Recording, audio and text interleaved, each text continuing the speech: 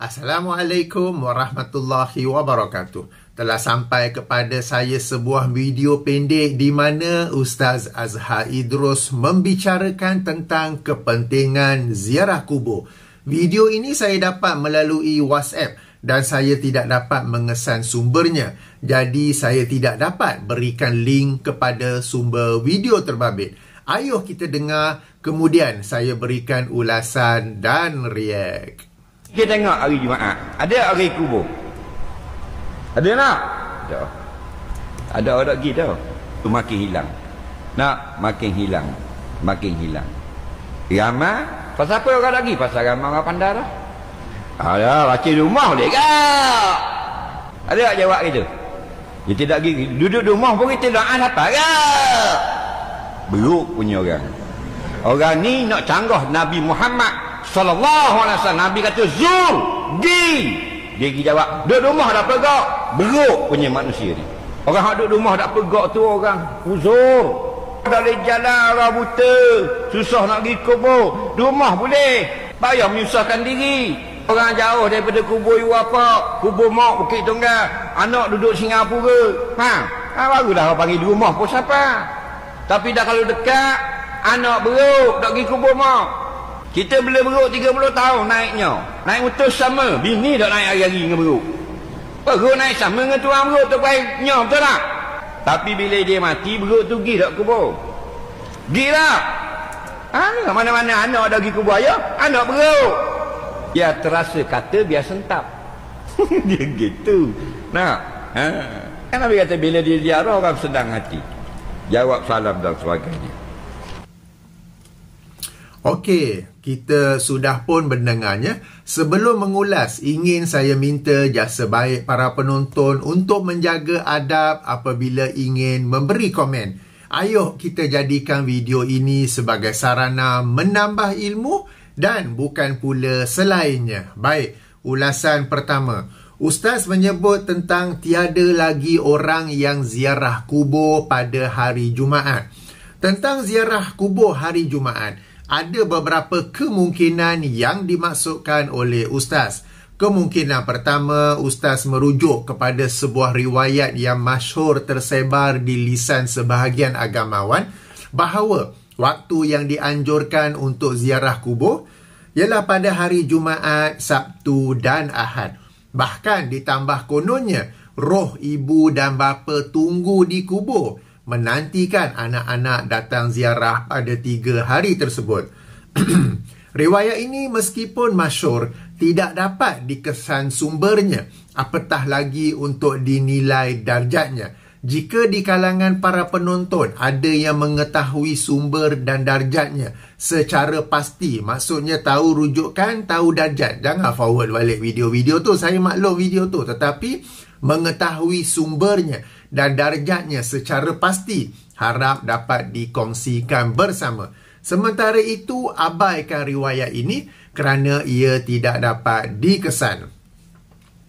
Kemungkinan kedua, Ustaz merujuk kepada sebuah hadis yang dikeluarkan oleh Imam At-Tabarani yang wafat tahun 360 Hijrah dalam kitabnya Al-Mu'jamus Saghir, hadis nombor 955, dan Al-Mu'jamul Awsat, hadis nombor 6114. Juga dikeluarkan oleh Imam Al-Baihaqi yang wafat tahun 456 Hijrah dalam kitabnya Syu'abul Iman, hadis nombor 7520, di mana diriwayatkan man zara qabra abawaihi aw ahadihima fi kulli jumu'atin ghufira lahu wa kutiba barra. Bermaksud, sesiapa yang ziarah kubur ibu dan bapanya atau salah seorang daripada mereka pada setiap hari Jumaat, diampunkan baginya dan ditulis sebagai kebaikan. Hadis ini darjatnya maudhu', yang ini palsu.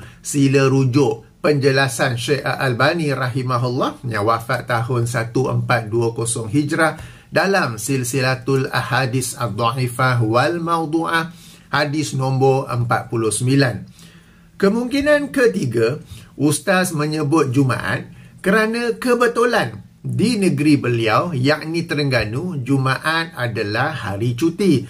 Maka sebelum ini lazimnya ramai yang ziarah kubur pada hari Jumaat dan kini ia telah berkurang.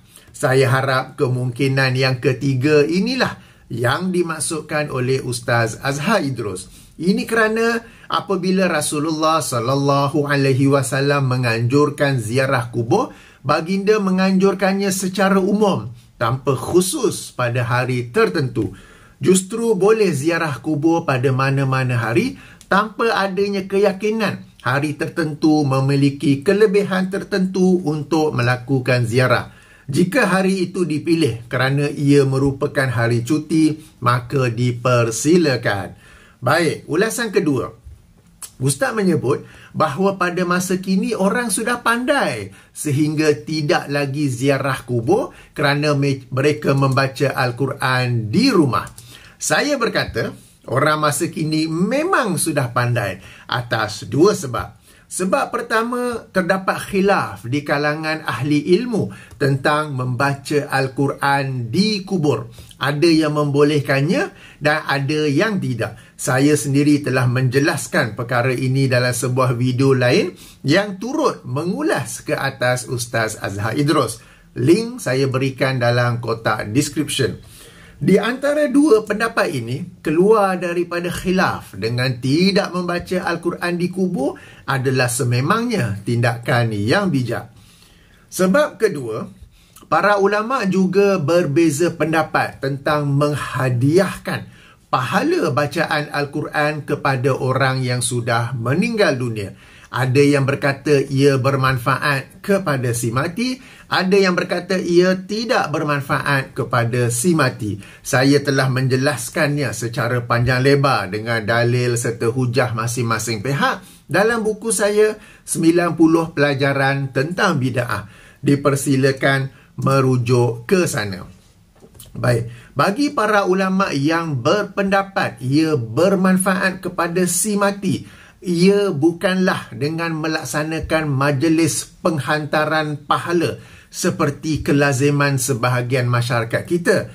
Akan tetapi ia dengan seseorang itu membaca Al-Quran secara ikhlas kerana Allah, lalu berdoa kepada Allah agar disampaikan pahala bacaan kepada orang yang telah meninggal dunia. Ini boleh dilakukan di mana jua, baik di rumah, di pejabat, dalam penerbangan atau jauh di negara orang tanpa perlu berada di sisi kubur orang yang akan dihadiahkan pahala bacaan tersebut. Ini adalah satu kemudahan yang tentu menjadi pilihan orang yang pandai. Syarat yang penting ialah membaca Al-Quran secara ikhlas kerana Allah. Bukan kerana jamuan nasi berani dan kambing golek yang akan menyusul selepas membaca Al-Quran. Bukan kerana nanti orang kata apa kalau aku tidak buat majlis tahlil, atau nanti orang kata apa kalau aku tidak menghadiri jemputan. Okay? Justru kesimpulan bagi ulasan kedua ini, memang pandai orang yang membaca Al-Quran di rumah kerana ia pilihan yang lebih selamat di antara dua pendapat dan ia sesuatu yang memudahkan. Ulasan ketiga ialah tentang berdoa di rumah. Ustaz menyebut bahawa pada masa kini orang sudah pandai sehingga tidak lagi ziarah kubur kerana mereka berdoa di rumah. Baik, sebagaimana membaca Al-Quran, mendoakan orang yang telah meninggal dunia boleh dilakukan di mana-mana. Tiada sebarang keistimewaan untuk berdoa di sisi kubur orang yang didoakan. Tidak boleh berkeyakinan bahawa apabila berdoa misalnya, Ya Allah, ampunilah kedua ibu bapaku dan rahmatilah mereka, doa ini akan lebih dimakbulkan oleh Allah jika dilakukan di sisi kubur ibu dan bapa berbanding apabila dilakukan di rumah atau di mana-mana tempat lain. Ini kerana tidak ada dalil yang menerangkan keutamaan untuk berdoa di kubur atau yang menerangkan kubur adalah tempat mujarab berdoa, tempat mujarabnya doa. Adapun kisah-kisah yang tersebar kononnya apabila berdoa di sisi kubur Nabi si fulan, wali si fulan, syekh si fulan, tuan guru si fulan adalah mujarab. Seandainya benar, maka yang menjadikan doa tersebut menjadi ialah syaitan atas tujuan menyesatkan akidah orang yang berdoa tersebut. Oleh itu, orang yang pandai sememangnya akan memperbanyakkan doa untuk ibu dan bapanya, ahli keluarganya, guru-gurunya dan sahabat handainya yang telah meninggal dunia. Orang yang pandai berebut peluang untuk berdoa pada bila-bila masa dan di mana jua tanpa perlu menunggu untuk ke kubur barulah nak berdoa, ya.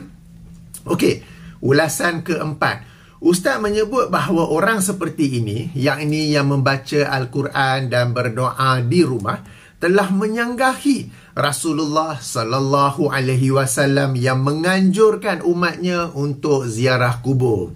Baik, perkara ini boleh dilihat dari dua sudut.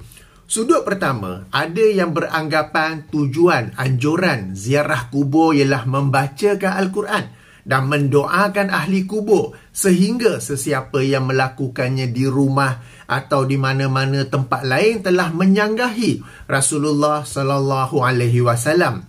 Sudut yang kedua pula, ada yang memahami tujuan anjuran ziarah ialah membaca Al-Quran dan mendoakan ahli kubur, memandangkan ia boleh dilakukan di rumah atau di mana-mana tempat lain, maka tak perlulah pergi ke kubur untuk melakukannya. Maka mereka pun tidak lagi ziarah kubur. Sebenarnya, apabila Rasulullah SAW menganjurkan umatnya untuk ziarah kubur, ia tiada kaitan dengan membaca Al-Quran atau berdoa untuk ahli kubur. Ini kerana manfaat ziarah kubur bukanlah kepada ahli kubur yang diziarahi, tetapi kepada penziarah yang menziarah. Boleh tangkap? Saya ulangi, ya. Manfaat ziarah kubur bukanlah kepada ahli kubur yang diziarahi, tetapi kepada penziarah yang menziarah. Apakah dalil saya? Ayuh kita semak hadis-hadis Rasulullah sallallahu alaihi wasallam yang menganjurkan ziarah kubur. Ada 3 buah hadis. Hadis pertama dikeluarkan oleh Imam Muslim dalam sahihnya, hadis nombor 1623, atau penomboran lain hadis nombor 977, di mana antara lain Rasulullah sallallahu alaihi wasallam bersabda, "Nahaitukum an ziyaratil kuburi fazuruha." Dahulu aku pernah melarang kalian daripada ziarah kubur, maka kini ziarahlah ia. Hadis pertama hanya menganjurkan ziarah kubur tanpa menerangkan tujuannya. Seterusnya kita semak hadis kedua pula yang dikeluarkan oleh Imam Muslim. Sama juga Imam Muslim yang wafat tahun 261 Hijrah. Dalam kitab sahihnya, hadis nombor 1622, atau penomboran lain hadis nombor 976, ya. Ia daripada Abu Hurairah. Okay, an Abi Hurairah radhiyallahu anhu qala zaran nabiyyu sallallahu alaihi wasallam qabra ummihi. Daripada Abu Hurairah radhiyallahu anhu, beliau berkata Nabi sallallahu alaihi wasallam pernah ziarah kubur ibunya. Fabaka wa abka man haulahu. Maka baginda menangis dan menangislah orang-orang di sekeliling baginda. Faqala, lalu baginda bersabda, "Istazantu Rabbi fi an astaghfira laha falam yu'zan li." Aku meminta izin daripada Tuhanku untuk meminta ampun baginya, bagi ibuku, namun aku tidak diizinkan. Wasta'zantuhu fi an azura qabraha fauzina li. Dan aku meminta izin agar dapat ziarah kuburnya, kubur ibuku, maka aku diizinkan. Fazurul kubura fa innaha tuzakkirul mauta. Maka ziarahlah kubur kerana sesungguhnya ia mengingatkan kalian kepada kematian. Fokus kita adalah pada sabda baginda yang terakhir, yang ini fazurul kubura fa innaha tuzakkirul mauta. maka ziarahlah kubur, kerana sesungguhnya ia dapat mengingatkan kalian kepada kematian. Jadi tujuan ziarah kubur apa? Mengingatkan orang yang ziarah kepada kematian, mengingatkan orang yang ziarah kepada kematian. Okey, jadi maka dalam hadis kedua ini telah diterangkan tujuan ziarah kubur. Yang ini saya ulangi kali ketiga, mengingatkan kita kepada kematian. Seterusnya, kita semak pula hadis ketiga yang dikeluarkan oleh Imam Al-Hakim yang wafat tahun 405 Hijrah dalam kitabnya Al-Mustadrak, hadis nombor 1393 dengan sanad yang dinilai hasan oleh Syekh Al-Albani dalam Ahkamul Janaiz muka surat 180, di mana Rasulullah sallallahu alaihi wasallam bersabda, "Kuntu nahaitukum an ziyaratil kuburi ala fazuruha." Aku pernah melarang kalian daripada ziarah kubur, maka sekarang ziarahlah. Fa innahu yuriqul qalb, kerana sesungguhnya ia dapat melembutkan hati. Wa tudmi'ul aina, dan mengalir ataupun menitikkan air mata. Wa tuzakkirul akhirah, kerana ia dapat mengingatkan kepada hari akhirat. Wala taqulu hujra, namun janganlah berkata sesuatu yang buruk. Okey, dalam hadis ini baginda menerangkan tujuan ziarah kubur, yakni apa? Melembutkan hati, menitiskan air mata dan mengingatkan kepada hari akhirat. Jadi diterangkan tujuan ziarah kubur itu, ya. Dalam sebuah riwayat lain yang dikeluarkan oleh Imam Al-Hakim juga, dalam kitabnya Al-Mustadrak hadis nombor 1387, disebutkan bahawa tujuan ziarah kubur adalah, saya baca, ala fazurul kubura fa innaha tuzahidu fid dunya wa tuzakirul akhirah. Maka sekarang ziarahlah kubur, kerana sesungguhnya ia dapat menzuhudkan kalian di dunia ini, menzuhudkan daripada kehidupan dunia, dan memperingatkan kalian tentang hari akhirat. Okey, baik. Berdasarkan hadis kedua dan ketiga, sama-sama dapat kita faham bahawa tujuan ziarah kubur bukanlah untuk memberi manfaat kepada ahli kubur yang diziarahi, tetapi kepada penziarah kubur yang menziarahi. Ia tiada kaitan langsung dengan membaca Al-Quran di rumah atau di kubur, berdoa di rumah atau di kubur. Berlaku salah faham di kalangan sebahagian agamawan dan masyarakat bahawa tujuan ziarah kubur ialah memberi manfaat kepada ahli kubur yang diziarahi. Maka mereka ziarah kubur dengan membacakan Al-Quran kepada si mati, berdoa kepada si mati, meletakkan bunga untuk si mati, menanam pokok di atas kubur si mati dan membersihkan kubur.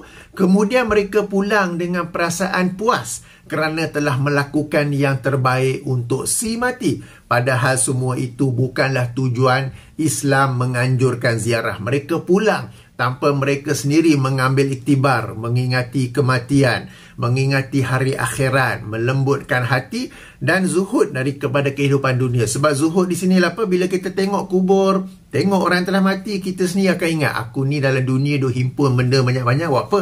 Bila masuk kubur bukannya boleh bawa semua tu. Okey. Tentang menanam pokok di atas kubur itu telah saya bincang dalam video sebelumnya. Saya ada satu playlist, satu himpunan video-video berkaitan dengan kubur. Saya beri dalam kotak description. Sila tonton. Sebab kubur ini adalah tempat kita dapat melakukan amal soleh kepada diri kita, dan juga tempat bolehnya berlaku bida'ah dan juga syirik. Jadi kena hati-hati, ya. Baik.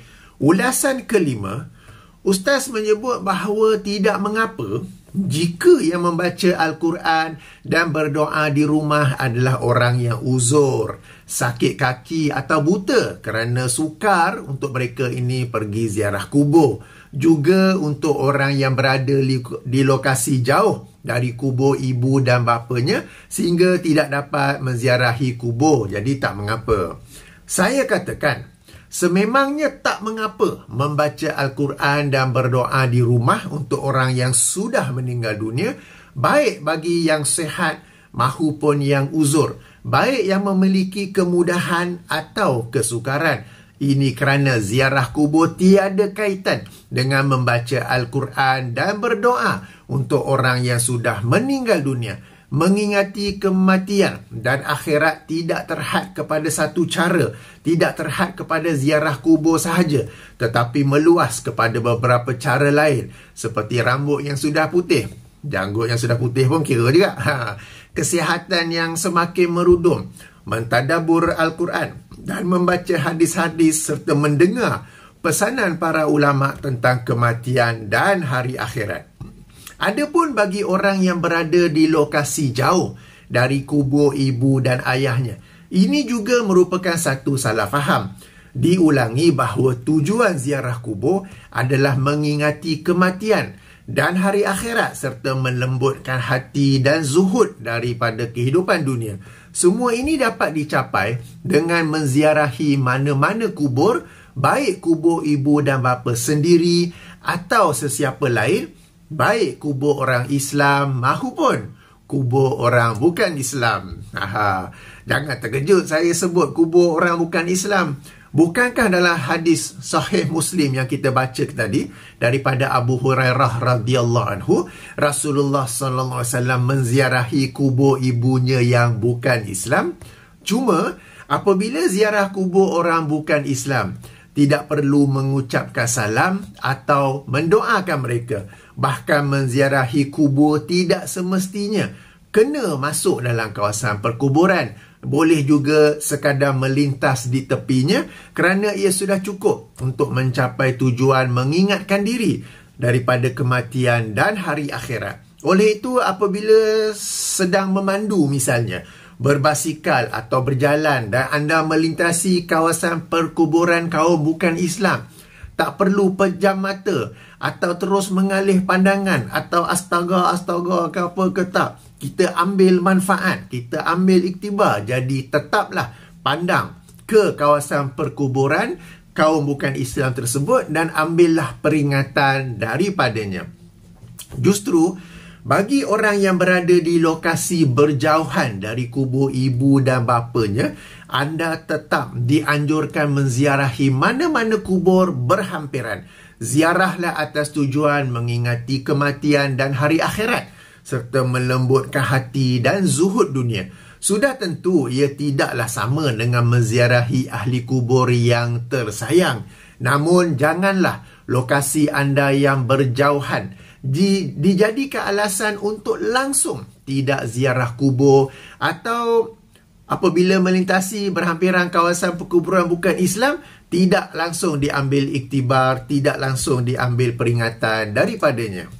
Okey. Ulasan ke-6. Di akhir potongan video yang kita dengar tadi, Ustaz menerangkan bahawa apabila seseorang itu ziarah kubur, maka ucapan salamnya akan dijawab oleh ahli kubur dan ahli kubur akan berasa senang hati dengan ziarah tersebut. Seolah-olah itulah tujuan ziarah kubur, yang ini supaya ahli kubur mengetahui ada yang menziarahinya dan berasa senang hati dengan ziarah tersebut. Saya sebut seolah-olah itulah tujuan ziarah kerana sepanjang penerangan Ustaz tentang ziarah kubur tidak diterangkan tujuannya, melainkan dua, iaitu supaya ahli kubur dapat menjawab salam dan berasa senang hati dengan ziarah tersebut. Dan seolah-olah atas sebab inilah Ustaz mengkritik mereka yang membaca Al-Quran, berdoa di rumah dan tidak lagi membaca Al-Quran dan berdoa di kubur, kerana di kubur ada kelebihannya, ada keistimewaannya, di mana ahli kubur seperti ibu dan bapa akan merasa senang hati dengan kedatangan anak menziarahi mereka, memberikan salam, membaca Al-Quran dan mendoakan mereka. Tuan-tuan dan puan-puan yang dirahmati Allah, satu pendapat yang agak masyhur di kalangan sebahagian para ulama ialah jika ahli kubur mengenali seseorang ketika zaman dia hidup dahulu, lalu dia meninggal dunia, dia akan mengenali orang yang sama itu apabila orang itu melintasi kuburnya dan memberi salam kepadanya. Ini pendapat sebahagian ulama, termasuklah Syekhul Islam Ibn Taymiyah rahimahullah yang wafat tahun 728 Hijrah. Para ulama yang berpendapat sedemikian, dalil mereka adalah sebuah riwayat daripada Abdullah ibnu Abbas radhiyallahu anhuma bahawa diriwayatkan, diriwayatkan, ma min ahadin yamurru biqabri akhihil mu'mini kana ya'rifuhu fid dunya fayusallimu alaihi illa arafahu wa radda alaihi salam. Bermaksud, tidaklah seseorang itu melintasi kubur saudaranya yang mukmin yang dikenalinya dahulu ketika kehidupan di dunia, lalu dia memberi salam ke atasnya, melainkan saudaranya itu yang kini sudah berada dalam kubur akan turut mengenalinya dan akan membalas salamnya. Riwayat ini dikeluarkan oleh Imam Ibnu Abdul Bar yang wafat tahun 463 Hijrah dalam kitabnya Al-Istizkar, dan kemudian sanadnya dinilai sahih oleh Imam Abdul Haq Al-Andalusi yang juga dikenali sebagai Ibnul Kharrat yang wafat tahun 51 Hijrah dalam kitabnya Ahkamul Saghir jilid 1 muka surat 345 dan Ahkamul Wasit jilid 2 muka surat 152. Para ulama terkemudian yang bertaklid kepada penilaian sahih Imam Ibn Kharrat tanpa menyimak bagaimana pensahihan beliau. Apatah lagi Imam Ibnu Abdul Bar yang mengeluarkan riwayat tersebut wafat tahun 463 Hijrah. Maka kemungkinan untuk sanad yang panjang antara beliau dan Rasulullah memiliki kelemahan adalah tinggi. Sebab bila sanad tu panjang, ada banyak perawi. Bila ada banyak perawi, kemungkinan salah seorang atau lebih daripada perawi tersebut memiliki kelemahan adalah tinggi. Kemudian kemungkinan para perawi itu bertemu atau tidak bertemu adalah sesuatu yang kemungkinan tak bertemu ataupun ada masalah dalam hubungan sanad itu, kemungkinannya adalah tinggi, ya. Syekh Muhammad Nasiruddin Al-Albani yang wafat tahun 1420 Hijrah telah menyemak sanad tersebut dan menemui beberapa kelemahan di dalamnya. Beliau menilai sanadnya gharib. Selain itu, riwayat yang seumpama juga berasal daripada Abu Hurairah radhiyallahu anhu dan sanadnya adalah dhaif jiddan, yakni sangat lemah. Sila rujuk penjelasan beliau yang panjang lebar dalam silsilatul ahadis ad-dha'ifah wal mawdu'ah hadis nombor 4493. Selain itu, kita sama-sama tahu bahawa orang yang meninggal dunia telah memasuki alam kubur dan terdapat dinding yang memisahkan antara mereka di alam dunia dan mereka di alam kubur. Dinding ini disebut sebagai barzakh. Oleh kerana itu jugalah alam kubur disebut sebagai alam barzakh.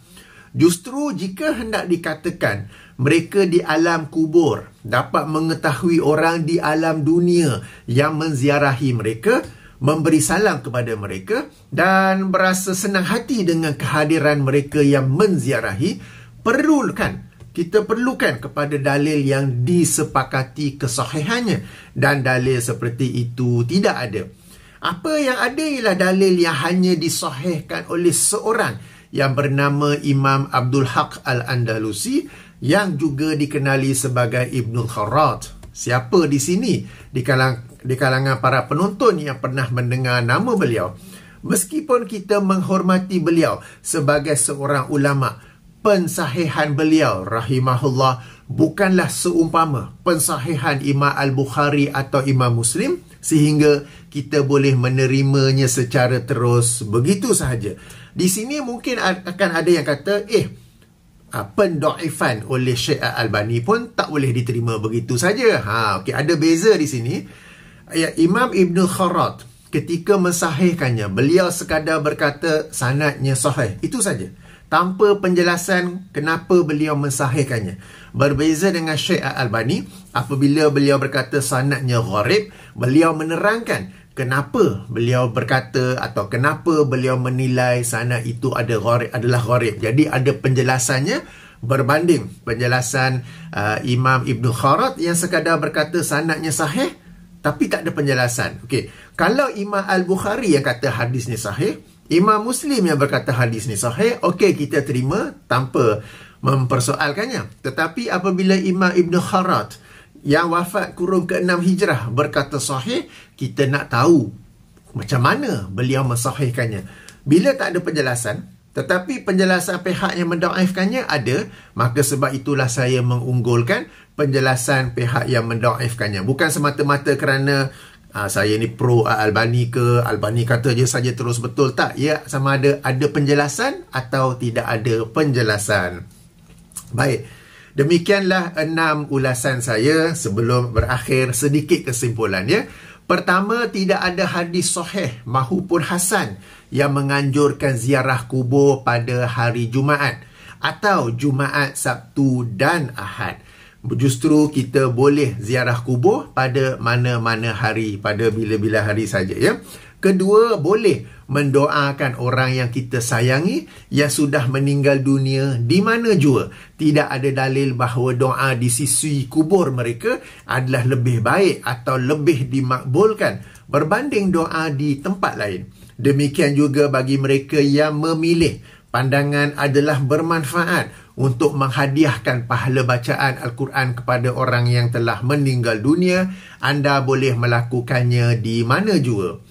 Ketiga, tujuan Islam menganjurkan ziarah kubur bukanlah untuk memberi manfaat kepada ahli kubur. Kerana ahli kubur, apa yang memberi manfaat kepada mereka ialah amalan mereka ketika di dunia dahulu. Apa yang kita boleh lakukan ialah mendoakan mereka, dan mendoakan mereka boleh dilakukan di mana saja ya. Justru saya ulangi, tujuan Islam menganjurkan kita ziarah kubur bukanlah untuk memberi manfaat kepada ahli kubur yang diziarahi, tetapi untuk memberi manfaat kepada penziarah yang menziarah. Antara manfaat tersebut ialah mengingati kematian, mengingati hari akhirat serta melembutkan hati.